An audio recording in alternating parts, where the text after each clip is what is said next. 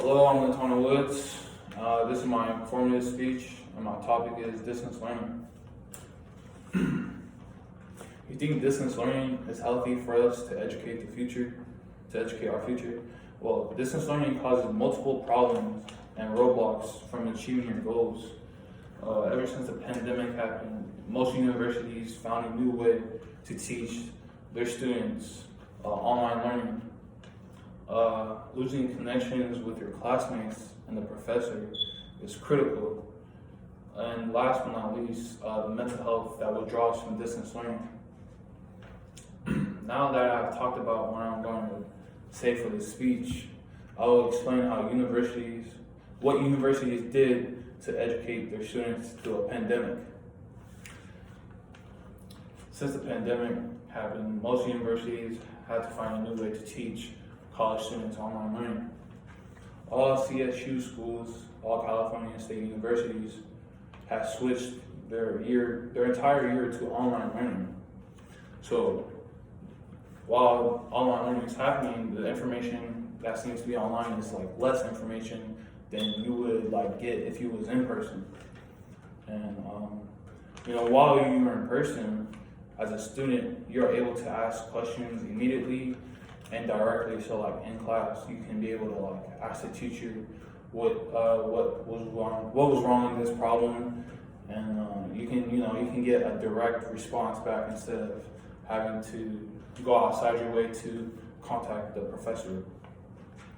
And also, the connection between the teacher and the professor, the connection between the teacher and the students is hard to make when you're online because it's an online class and you have to do a lot of communication virtually. There are two types of distance learning to accommodate on the online platform. There's asynchronous learning and synchronized learning. Asynchronous learning is defined in the Oxford English Dictionary as not occurring at the same time or not succeeding at the same time. So for example, when you're at home, you have more freedom to turn in your work anytime in the day and not having to worry about turning in after class. Because while you're online, you can be oh, I'm done with this class and I can work on another homework for another class and turn that in today. So so asynchronous learning is you're not occurring at the same time.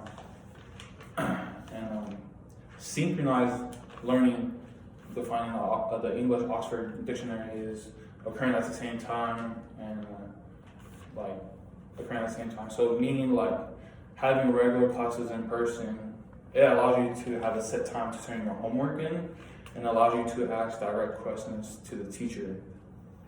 And also, when we're in person, the teacher is able to use more examples of whatever, more examples on the problem or more examples on whatever you need help with. Zoom has became very popular for online learning. According to a 2014 article written by Elaine Allen, over 20% of all higher education institutions claim that online education is critical for their long-term strategy, but also reports that online education is not significantly represented in my institution's formal strategic plan. So meaning that taking online courses allows you to build long-term memory and effect and education within having a higher career. Now that I've talked about how universities use different ways to teach their college students, now I'm going to give you the accountability part. Losing connections with your professor and your classmates. So the accountability between the student and the professor is less since it's going to be online, So after class, you won't be able to ask your teacher a direct question that maybe you had a question in class and you didn't get to it, so after class, you wouldn't be able to get it answered because it's an online class. And like I said, you would have to contact the professor on your own time. So not being able to meet your classmates sucks because if you can't reach out to the teacher, you wouldn't be reach out to your classmates because it's online and is different than having online than in-person class, because if you was in person, you would be able to get to meet your classmates and maybe exchange information, and like you can be able to contact them to have any questions on homework or so. In a 2007 article written by Tim Roberts, it states that in situations where students have not been previously been introduced to group work and lack of necessary skills, any instructor who gives group work as a major component and does not prepare their students appropriately is almost inevitable, condemning the students to a traumatic and probably unpredictable experience. So meaning like, if the teacher's not doing a good job explaining what the topics are or whatever the subject's about online, it's going to really affect the students, because majority of students who don't have really great group work is going to affect them not be able to do the work online. And be able to do your group work in person in class helps more, because like I said, you can exchange information with the classmates and get their information, and you can meet up somewhere else to do your stuff. The amount of online work can make students not communicate to each other. So lots of students, especially teenagers, procrastinate when big assignments and projects are coming up. The amount of stress that is brought to students can make them isolate themselves and make them feel like, oh, I have a lot of weight on my shoulders and I need to isolate myself from you guys to in order to finish my work. Now that I've talked about the loss of connection between the students and professor, I will be explaining how distance learning can affect your mental health. Distance learning can affect your mental health. In a 2013 article written by Ching-Soo Chang, it states commonly that online learning performance can be improved if students are confident in their ability to learn computer skills, or if they're willing to spend time learning such skills.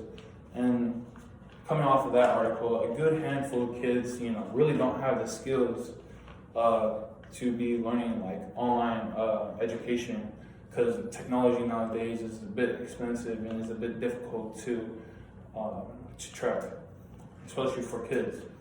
Kids who don't have access to technology or Wi-Fi makes them feel left out and not being a part of the education system.